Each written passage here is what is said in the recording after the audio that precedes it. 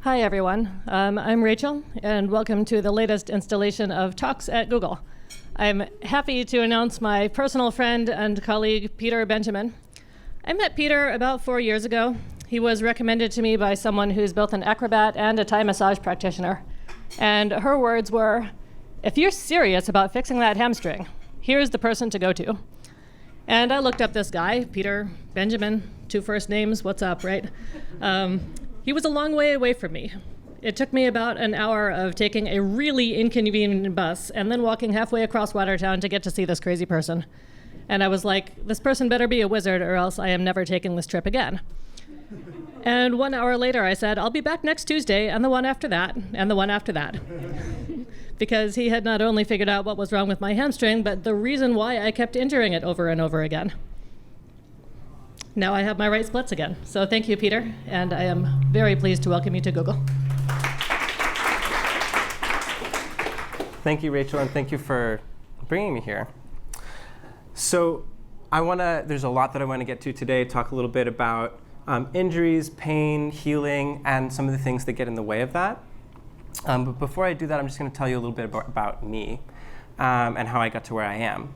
And to do that, we need to go back a generation. So when my father was 13 years old, he was training to be a professional dancer, and he got a serious low back injury. And his mother took him to the physician, and they recommended surgery. And she said, "What's wrong with him?" And they said, "Well, we don't know, but we'll figure it out once we get in there." Needless to say, they did not go through with the surgery, but that started him out on a lifelong journey of treating and learning about and treating injuries, and he went on to get a PhD in sports medicine. When I was 13 years old, I loved playing soccer. I was a super intense soccer player, and I got a really serious low back injury, and also ankle injuries and neck injury. And that was the genesis of my fascination with this work. And so I began getting interested in exercise and then nutrition. And when I was 19, I asked my dad what was that injury stuff that he did. And I was just hooked once I got in. And I've spent the last 10 years of my life completely focused on learning about how to deal with injuries and pain. And I had the opportunity to really learn through the old world schooling of apprenticeship, through my father and through some other amazing people in my field. And that's really allowed me to move, so far through getting these amazing opportunities for apprenticeship. So, who here has had some injury or pain in the last year? Wow, okay, I think that's just about everyone. Yeah. So, yeah. So, first of all, let's define some terms. So, what's an injury? An injury, I define it very simply as damaged tissue that's causing pain. So let's talk a little bit about that. So what gets injured? Well, there's lots of different things that get injured, and we're going to focus today mostly on ligaments, tendons, and muscles, a little bit on joints. And so just to define those terms, ligaments it's very strong fibrous tissue that holds your bones together. So you've got them in your ankles, you've got them, lots of them in your low back, all the way up your spine and your neck, anywhere where 2 bones meet. So if you go ahead and reach around to your back and just sort of strum along any of these spines, these are called spinous processes, then you'll be able to sort of pluck across and feel those are ligaments. Right? You've got them all over your body. And if you bend your elbow, and you sort of pluck, there's going to be a sort of stringy fiber there. That's your bicep tendon, right? So tendons hold muscles to bones. Right? You've also got one behind your knee, right? If you sort of pull your heel toward your buttock, you can feel them stick out. So tendons and ligaments tend to sustain injury for a lot longer than muscles because they have less blood flow to them. So those are the different types of structures that we'll talk about that get injuries, and they cause a lot of different pain and problems. So let's call this a ligament or a tendon.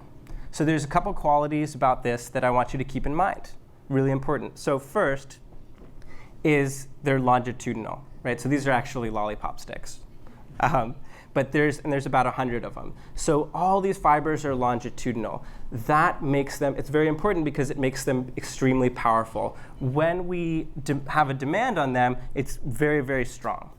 Second quality I want you to keep in mind is it's mobile. Right? They move against each other, so we're dynamic human beings. We move in lots of different ways. And so that demand is going to change and shift the demand on the ligament or the tendon. So, and we're going to say that this is, so in any given ligament or tendon, it could have, let's say, 1 million fibers, right? So let's say you get an injury. What's an injury? Damaged tissue, right? Damaged tissue that causes pain. So you get an injury. Some of the fibers get torn. Now, in this case, in most cases, it's just a few hundred or maybe 1,000 fibers out of 1 million. We're not talking torn in half, right? Injuries happen all the time. In fact, that's normal and natural, and they also heal all the time. So let's talk about what happens when it doesn't heal so great. So you get that tear, and the body seeks to be connected to itself always. So there's a break. And it's just like if any of you were like, oh my God, my access to the internet is like broken. Like someone please patch this up. Someone please fix this. The body does the same thing. So it sends the immune system in, and the immune system goes in and it lays down something called scar tissue. Now you may have heard different names for this. Scar tissue, adhesions, adhesive scar tissue, there's a lot of different names for it. And scar tissue goes down and it seeks to patch it up. Now, it's a lot, so lizards, right, they like grow back tails. We're much more like the duct tape and glue system. Like we're much more like, it's good enough. And so scar tissue is much more like glue. It's very sticky, and if you look at it microscopically, it actually looks like spider webs. And so if you get a tear, small tear, micro tear, all of a sudden those little spider webs get laid down, thousands of them. So what's happened to our two qualities that I spoke about earlier? They've been compromised, right? So all of a sudden, they're not all longitudinal, they're going every which way. And now that whole area is stuck together. So now we're set up to be in a cycle of chronic pain. So with soft tissue injuries, the tendency is you get a little bit better, and then a little bit worse, and then better, and then worse, and then much worse, and then a little bit better, and then a lot better, and then worse. That's the cycle of these soft tissue injuries, right? So what's happening is you lay down the scar tissue, then you do a little bit too much, it breaks again, more scar tissue goes down, more pain. Then it starts to get a little bit better, then you tear it again, and you're in that chronic cycle. So what do you do about that?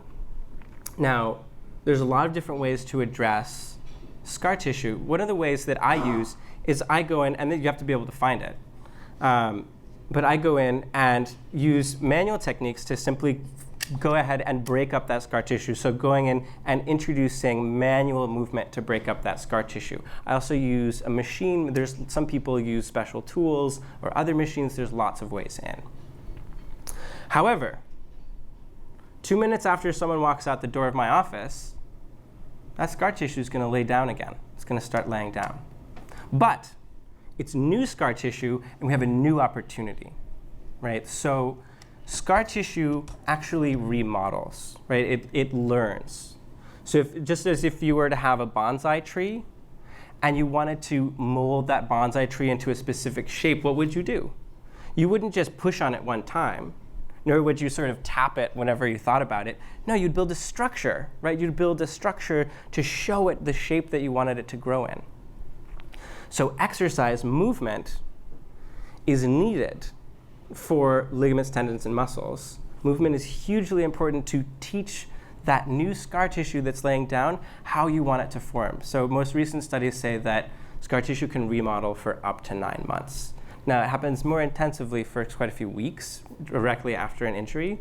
So with rehabilitative movement, we want it to be specific, targeted, and measurable. So if you go in and you do way too much, you're going to get more tearing. If you do way too little, it's not going to get the information that it needs, right? So the language of the body is movement, specifically tension and lack of tension. So if you're having too much tension, you're going to have re-tearing. If you don't have enough, it's not getting the information that it needs. Does that make sense? Cool. So there's a lot of, so over time, it's going to regrow and gain back that integrity.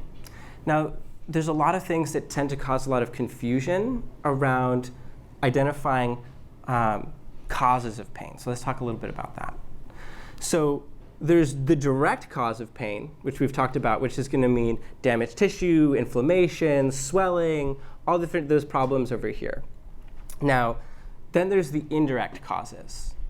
And there's infinite number of indirect causes. We'll talk about a few of them. So one of them is posture, right? So posture is how you're holding yourself, right? So if I, and next time you guys get up and walk around, you can try this. If I drop my right ankle and down towards the ground, all of a sudden, I can already feel pressure on the inside of my knee, on the inside of my ankle, on the outside of my hip. So for me, if I were to walk like this for 5 minutes, I might be pretty uncomfortable. For other people, they walk around this way their whole life, never had a pain a day in their life. So it depends. It's really going to depend on who it's doing it, right? So it's indirect. So the posture and movement patterns, right? So again, RSI. So if I take two of you and put you on the computer for the same amount of time each day for a certain period of time, one of you might get a repetitive strain injury and the other might not, right? So it's indirect, right? It can contribute to an eventual damage of tissue, but it's not necessarily going to contribute to it. Another one is nutrition, right? So our bodies are made of materials, right? So the quality of materials that we give it to rebuild has an impact on the integrity of those tissues. So if you have low quality ingredients, more likely to get injury. It's indirect. Some people eat terribly. They don't eat in a very healthy way, hardly ever have pain, right? And other people eat really well and they have a lot of pain. So again, it's indirect. Does that make sense? Great. So there's another thing that can cause pain. It's not necessarily an indirect cause, which is disease. And so this is why I always send people to go see a doctor. Now, some people are totally fine going and seeing a doctor. Other people, since for different reasons, they might be resistant. So I want to make the case for you that if you have something going on, even if you think it's relatively mundane, if it's new, great idea to go get it checked out by a doctor. I'll give you a few examples. So I have a friend who knows someone who got a terrible headache, went to the ER, got triaged and put in the waiting room, and was sitting in the waiting room, and 5 hours later he died. He had a brain hemorrhage. Another example is if you have pain when you're raising your arm in your shoulder, that could be a lot of different things. It can also be lung cancer. And I'll leave you with one more. If you have pain in both of your heels at the same time, now it could be a lot of things. It could be Achilles tendonitis. It could be plantar fasciitis. It's also a symptom of gonorrhea. So it's always a good idea to go get these things checked out by a doctor, because there's lots of things that you or I would never know about that you can get cleared by going to a doctor. So let's talk about another thing that really trips people up, and that's referred pain. So referred pain is when you have damaged tissue in one location and pain in another. So this happens mostly in the trunk, right? So if I have pain in the ligaments of my low back, so we talked about the ligaments, right? They connect bones together. So you see there's lots of bones here in the low back. And so there's lots of ligaments. Now, ligaments here in the low back can send a pain down the whole leg into the foot, or even just partially down into the leg. You can send it into the outside of the hip, make you think you have a hip injury. You can send it into the inner thigh or the groin area. So that's a lot of different places. Another one is the shoulder. So in the shoulder you have of quite a few different muscles and tendon attachments. So the rotator cuff is actually 4 different tendons attaching on the head of the humerus, which is this upper arm bone here. And any injuries to any of those tendons can actually send a pain into this part of the arm here, which is on the muscle called the deltoid, or even all the way down to the wrist. In the shoulder, it won't refer any farther than the wrist. So as you can imagine, if you've got a pain into your deltoid here, a lot of practitioners will go in and mash on the deltoids for a long time trying to treat the injury. Now, I've treated thousands of people, and in my career, I've only seen 3 deltoid injuries. And all 3 of them were either circus acrobats or acrobatic dancers who were holding a person on their arm. The deltoid is a wonderfully efficient muscle. It hardly ever gets injured. The rotator cuff muscles, 4 of them, on the other hand, they're weak, they're stabilizers. Often they get overtaxed and they get injured pretty easily, and it really confuses people. So another one that's a really big deal is the neck. Now, injuries to the front, on the ligaments on the front of the neck. So, and also, a lot of people think if I have referred pain, I have a nerve issue. That's sometimes true, but ligaments and tendons can also refer pain. That's a common misconception. So if I have injuries to the front of my neck here, that can send a pain into the front of the chest, which is pretty uncommon, actually. But what's not uncommon is injuries to the ligaments in the lower back portion, which gives you a pain right in here. Who here has had a pain in between their shoulder blades? It's a pretty common pain. And so I see a lot of people going in and getting different kinds of treatments in between their spine and their shoulder blade, right? And often it helps for an hour or 2 or maybe even a week, but then it comes back. So the reason for that is that they're not actually getting at the actual damage site, right? So that pain is actually coming from a different location. So when the pain goes there, the muscles tighten up and it feels good to get massage or whatever it is, but it's often going to come back. Does that make sense?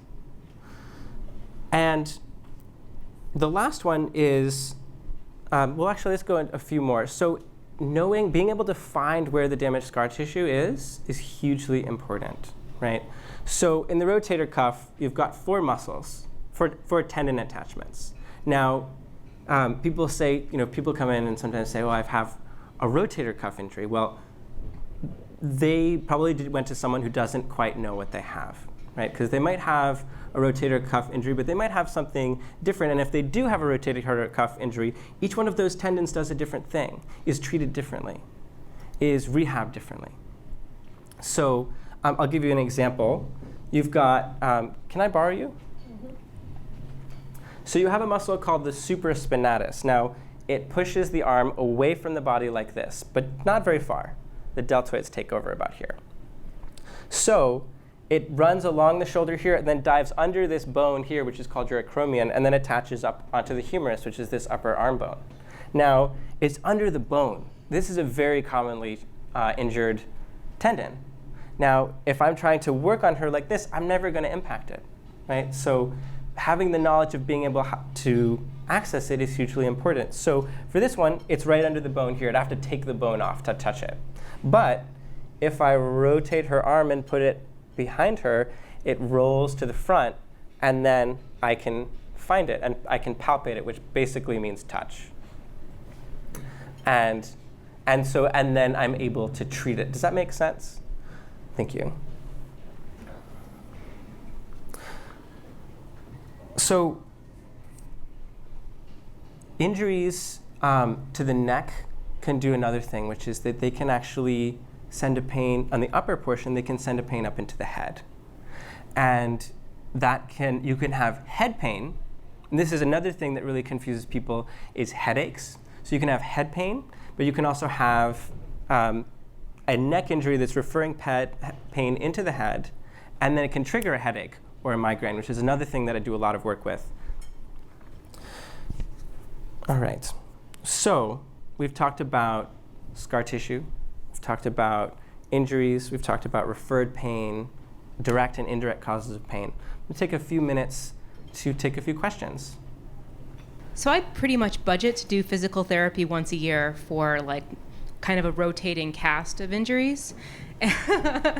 And so one that often comes into play is like I have recurring like bicep tendonitis, and it gets worse sometimes, and then ice gets better. And I've been told that it's just like everything swells up and gets angry, and that's why it doesn't get better. So can you talk about the interaction between angry tendons and swelling and other types of badness that would cause it to stay bad?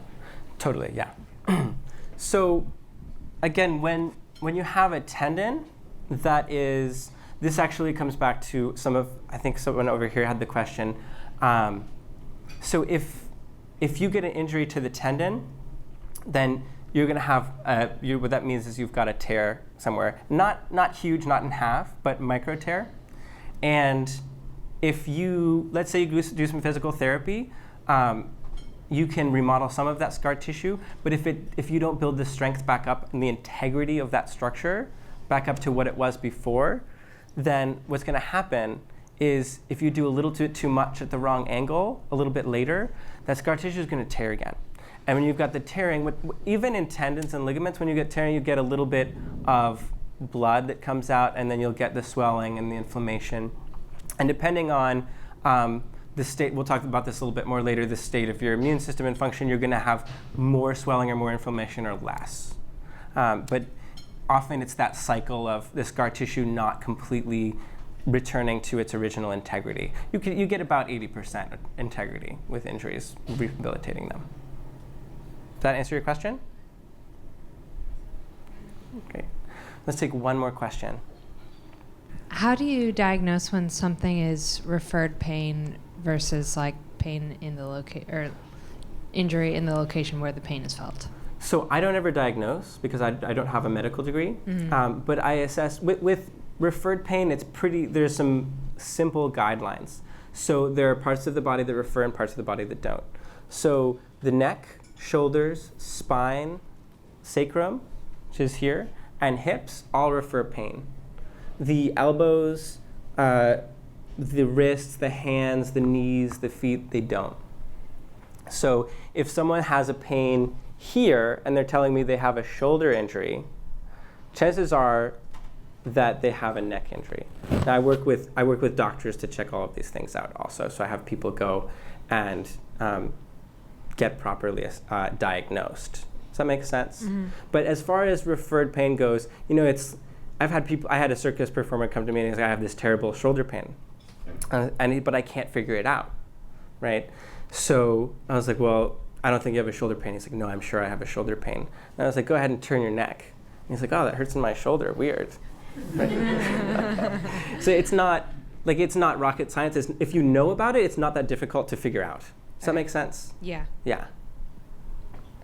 When you say that only those areas of referral happen, you mean tendon and ligament referral as opposed to nerve referral? Right. Okay. Yeah. Thank you. I just wanted to clarify. Yeah. That. If you have a nerve that's damaged at any point, then you're gonna feel that downstream. Yeah. All right. So let's say this will speak more to your question. Let's say you've had some injuries, you've gotten some treatment, that's not really working, right? What's happening? So to be super clear, I don't heal anybody, right? The work that I do gets things out of the way, it helps align things, but I don't actually do the healing. What does the healing in your body is your immune system. The immune system does the healing. So if someone's not healing, then I start taking a look at what are the things that are affecting your immune system. Now there's 5 different things that we're going to talk about that you have control over that impact your immune system, which does the healing, right? To varying degrees of success. So the first thing, and we touched on it earlier, is nutrition. If you imagine that your body is a house, right? The materials you use to build it, and the body is constantly rebuilding itself. The materials that you use to rebuild it is going to have a huge impact, right? So if you're building it out of balsa wood, you're going to have a lot of problems. If you just bump into the wall, that wall's going to have a dent in it, right? There are some people where all they have to do is, they get injuries all the time. They don't know how that happens.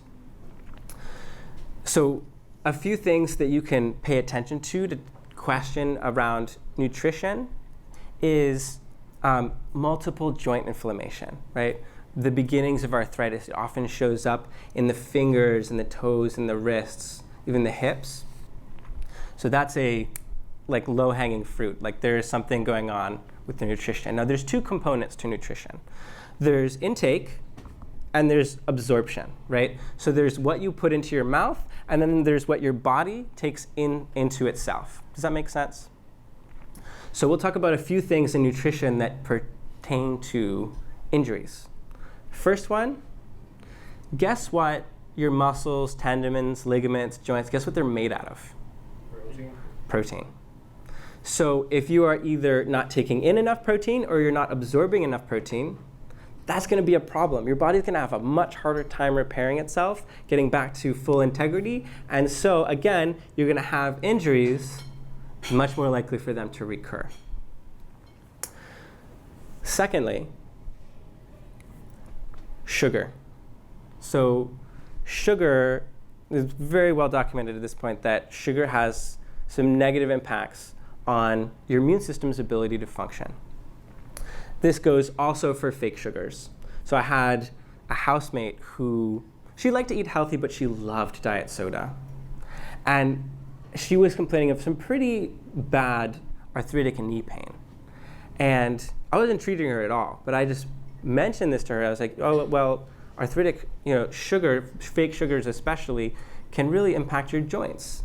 And so she was like, all right, I'm gonna not have diet soda for a month. And she went for it. In 2 weeks, her knee pain was completely gone. And it has been 4 years and hasn't come back. And neither is the diet soda. Okay. So it's not subtle. It's not subtle at all. Diet has a huge impact. So if you're having problems with absorption, there's a few other signs, right? So if you're having indigestion, stomach aches, heartburn, bloating, gas, chances are there's something going, or even bad breath. These are all indications that you've got something going on with your absorption of food and your ability to take in nutrients. And so that's a really good time to, in this wonderful modern world of medicine, you can go and get that checked out. Now, I work with a company that does these very sophisticated blood test analysis that allow you to look at, are you intaking protein properly, carbohydrates, fats, are you digesting those things, and allow you to make adjustments or to take supplements that can get you back on track. And things like that can be hugely impactful. And we'll get to more of why everyone has bad digestion a little bit later. So, number 2, hydration. So hydration has 3 components: water intake, electrolyte balance, and salt intake. So the general recommendation for water intake is about half your body weight in ounces. Not half your body weight, half your body weight in ounces.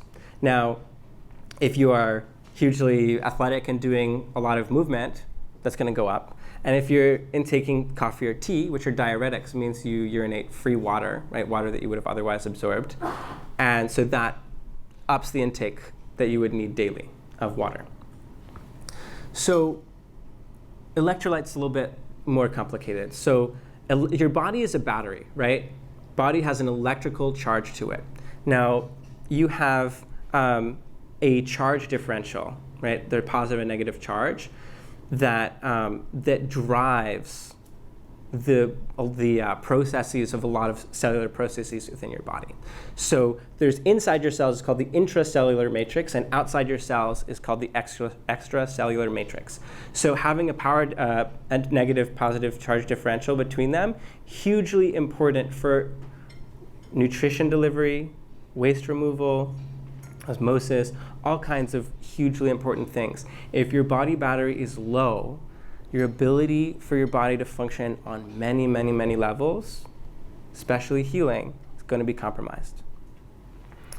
And I bring medical grade electrolytes with me always.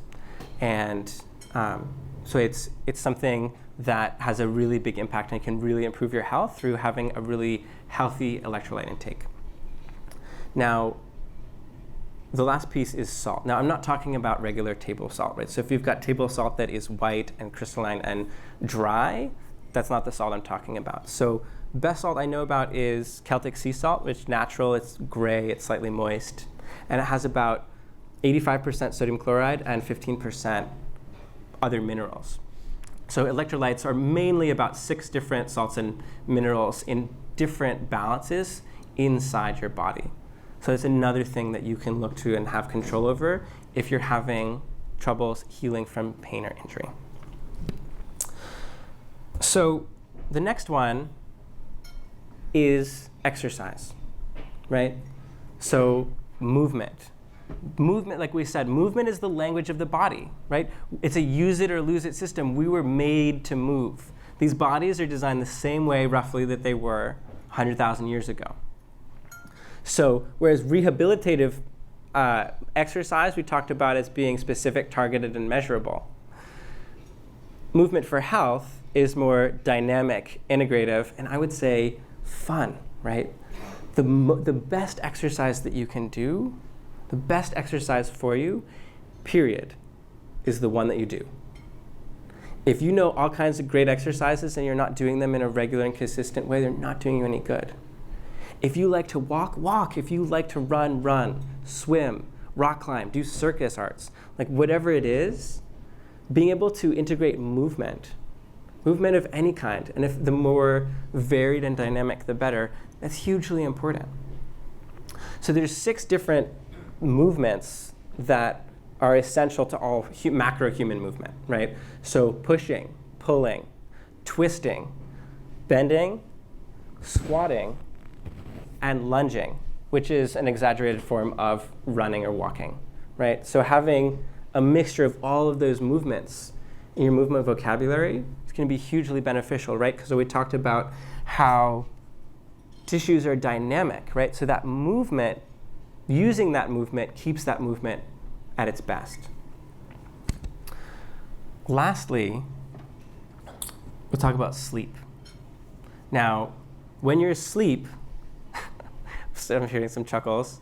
So when you're asleep, your body does a large portion of the physical healing. It's like throughout that 24-hour cycle of a day, a lot of your physical healing is happening when you're asleep. Now, there's lots of different studies about sleep, and I think the general consensus is 7 to 8 hours. Now, there's another way of looking at this. Who here regularly wakes up and feels rested? Okay, a few of you, but not many. So this may be an indication that you're not, there's two components here to sleep. There's quality and quantity, right? So some people need 8 hours, some people need 5. But the general marker is when you wake up, you are like ready to go, right? So sleep, and so again, if you're not sleeping perfectly, you're not going to die, you're not going to fall apart, but it's one of the things to look at, right? And if you have like 2 or more of these things really out of whack, I'm not surprised when I see someone who's got quite a few injuries. So that's sleep. Sleep is really important.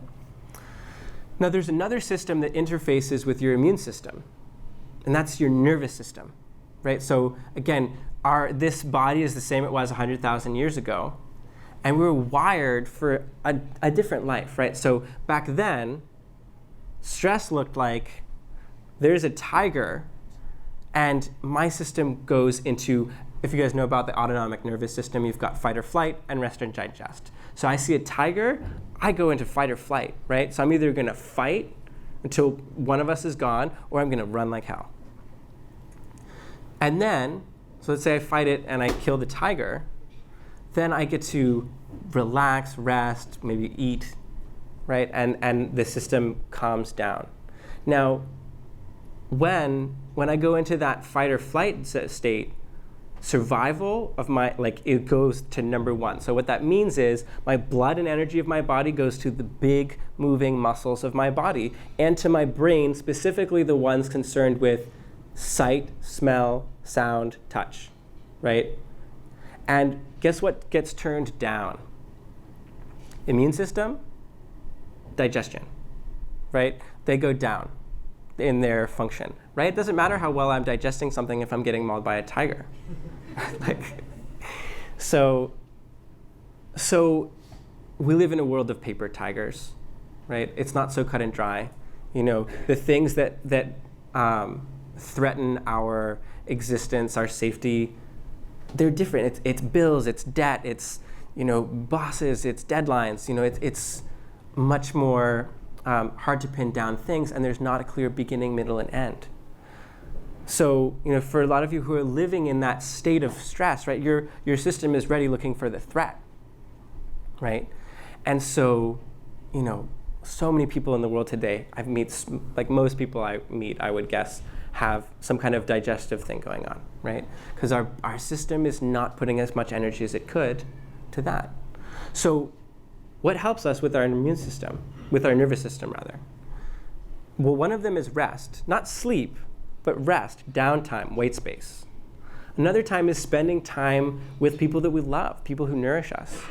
And this like allows our system to tune down, to rest, to start relaxing, and that allows the energy of the body to concern itself more with digestion and healing. So hugely important to, you know, spend time with the people that you love, to give yourself white space, schedule it out, and defend it. Defend it like your most important meeting, because it's really important.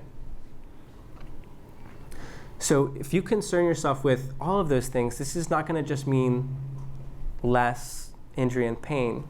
It's also, in most cases, going to mean longer life, more clarity of your mind, right? So there's, you know, it's in service of being out of pain, but it's also in service of living a really good life. So, thank you.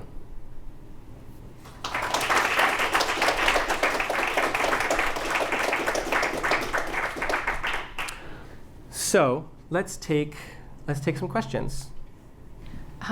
What of these factors, which ones are, or I guess what are some practical tips for developing children? So it seems like with many developmental things, there's certain critical windows where you really want to get certain things right. So what, if you were talking to parents or to teachers, what are the most important things to focus on in childhood so that you're less injury prone as an adult?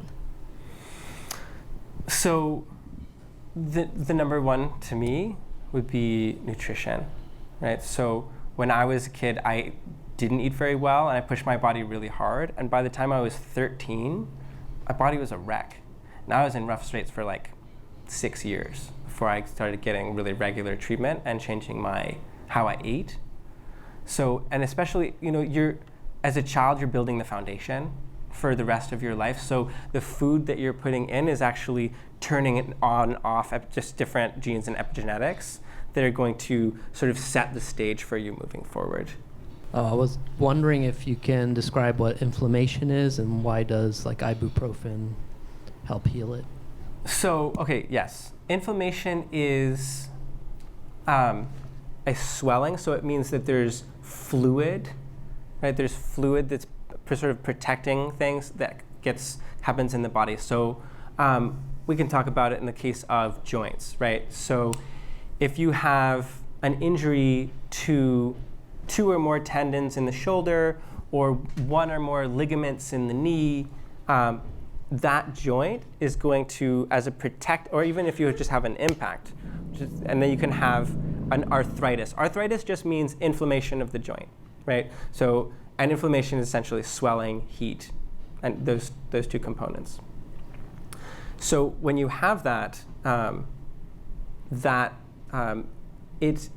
so you have usually like in the knee you have like a teaspoon's amount of fluid, and when you get it inflamed, you can have several tablespoons worth of fluid. So you're going to have swelling, and it's going to have pain, limited mobility, and so that is going to have, you know, again, it's going to start changing your gait, your posture, and then there's there's a lot of different ways in, right? So I don't know specifically about like systemic drugs like ibuprofen and how that works chemically, but I can talk to anti-inflammatories.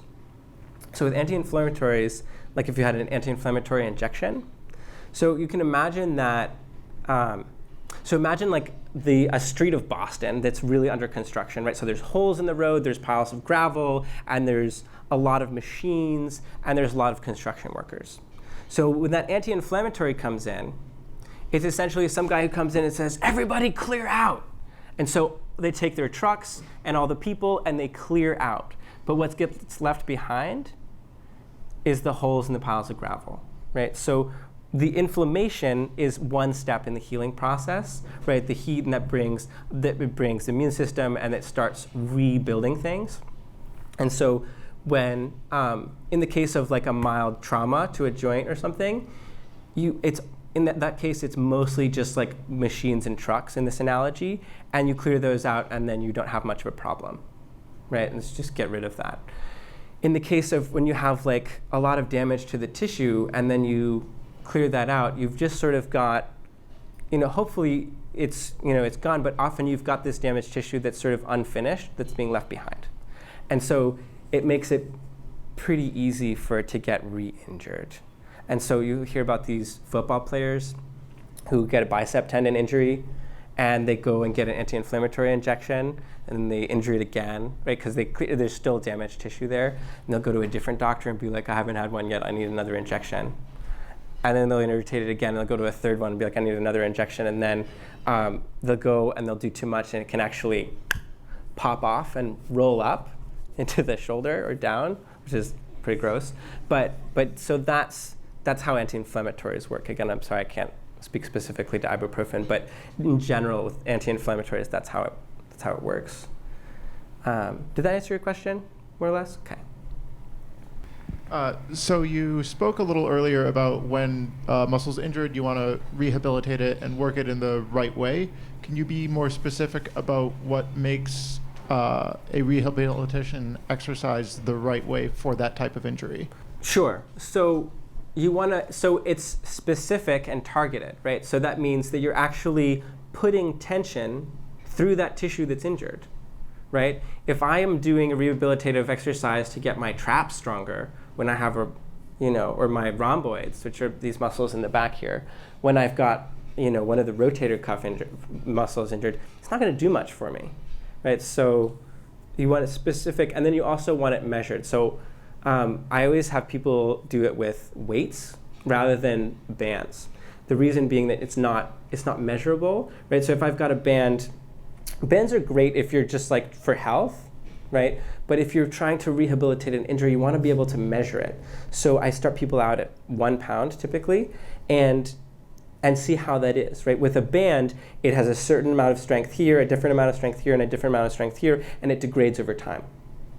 So it's more difficult to measure.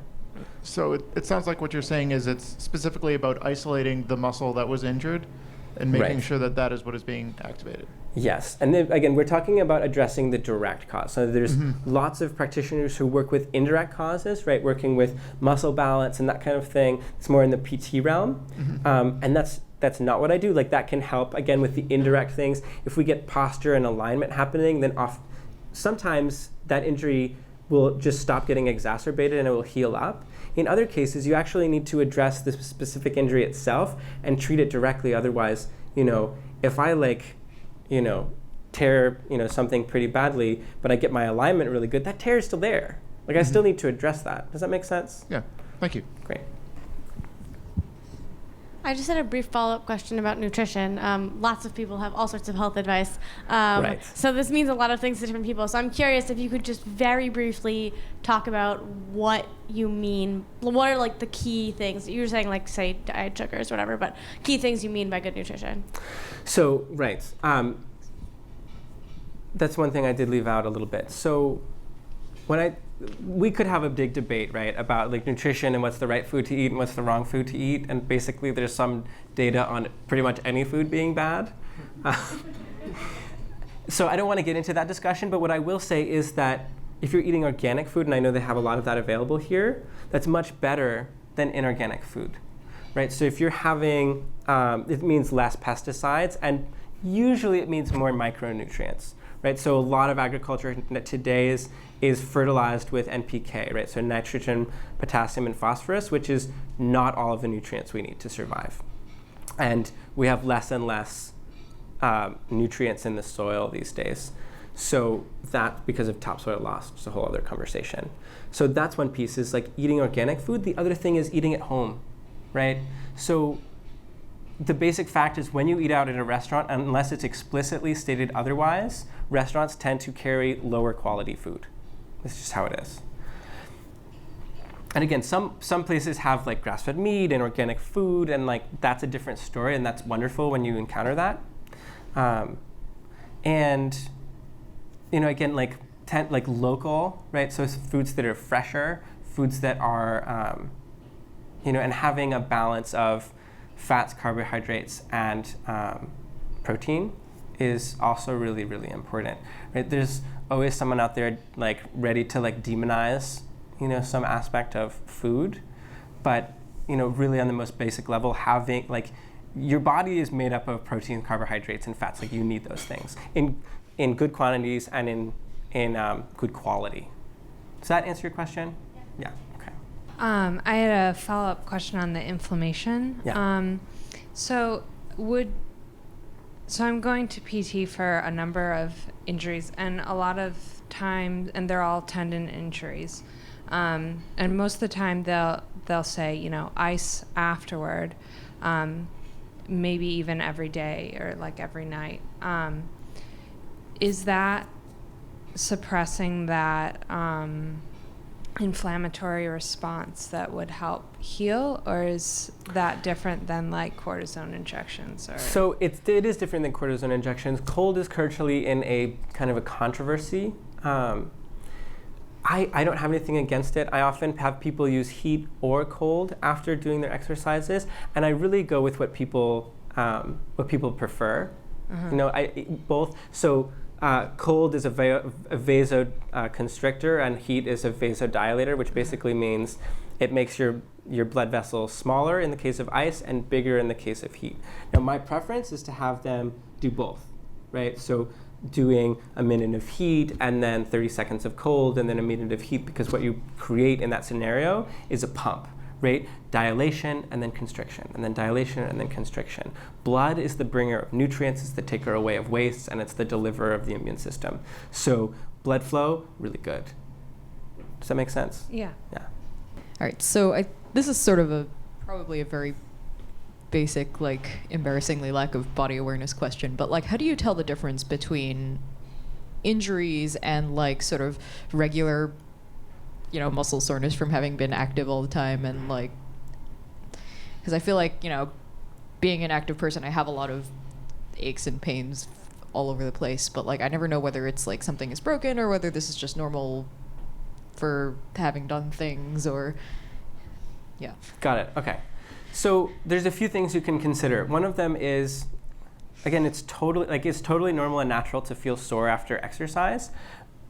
What you're going to find is that most often that is occurring in the muscle belly. So if you feel it in the middle of the muscle, then it's probably normal soreness. If you feel it on the tendon, like right on that stringy bit, that usually has a bit less sensation, then starting to have a different conversation. The other thing is consistency. Is it lasting long, right? If it only lasts 3 or 4 days at a maximum, then it was probably muscle soreness. Or, you know, in case there are a lot of injuries. I mean, injuries happen all the time. They're totally normal and natural, you know, for us to get injured. But what's also normal and natural is for us to heal. And most of the time that we get injured, we heal. And so if you've got something and 2 weeks in, it's the same thing and it's bothering you in the same way, well, it's time to go and get something checked out. Does that make sense? Yeah. Also, it's going to be super tender, right? It's going to just like touch it. And if I like exercise and I just sit down, my hamstrings like sitting on the chair sometimes. I'm like, oh. And the last thing is specific movement being painful, right? If you're like, I have pain here every time I do this, right? that's pretty clearly like, oh, I did something wrong. Does that make sense? Yeah. Yeah, okay. We've got time for one more question. All right, I'll try to make it a good one. So when I have an injury sort of in the acute stage where I'm like, something just popped, like I definitely just pulled something.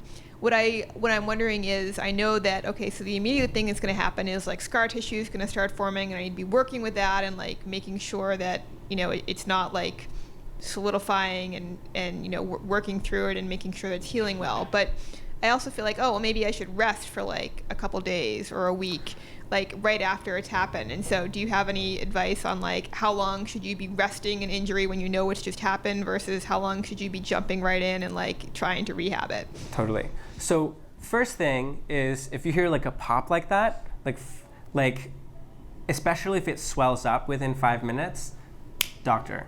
Like you want to go to a doctor, make sure it's not torn in half or hanging on by a thread. Excuse me. That means that you would want it to get like reparative surgery pretty quick. Most of the time, that's not what's happening, right? In that case, it's good to go see someone fairly quickly. Again, if you have like huge swelling, take some time, go to a doctor. And then, what was the other part of your question? Like how long to wait? Yeah, like I'm not clear on how long I should rest ice compression elevation and versus how long should I start, like when should I start stretching and rolling and maybe trying to work the muscle. So if you have an injury like that, you could wait about a week, but you wouldn't want to do anything that hurts, right? If you're like, I gotta stretch it and really go in, and you wouldn't want to do that. Right, so you would want to do something very gentle, but I would wait the maximum of a week. If you're really clear, like, I've injured myself, like go see someone. Right? If you're not sure and something sticks around for 2 weeks, go see someone. Does that answer your question? Great. I think we have time for one more if they've got it. Go ahead. Yeah, I was wondering if you could talk a little bit about nerve pain and like nerve inflammation and like the nerve healing process. Sure. So nerves is not necessarily my wheelhouse, but there's certain hallmarks of nerve pain. So typically you're going to have 2 or 3 out of these symptoms I'm about to list. So you would probably have constant pain, right? So pain all the time. Numbness or tingling all the time, change in reflexes, right? One-sided change in reflex, if it happened only on one side. You're going to have extreme weakness, right? And you're going to have, but the weakness is going to be asymmetrical, right? If someone's really weak over here and they're really weak over here, they're probably just really weak. And it's going to be one-sided, typically, if it's in the case of a disc.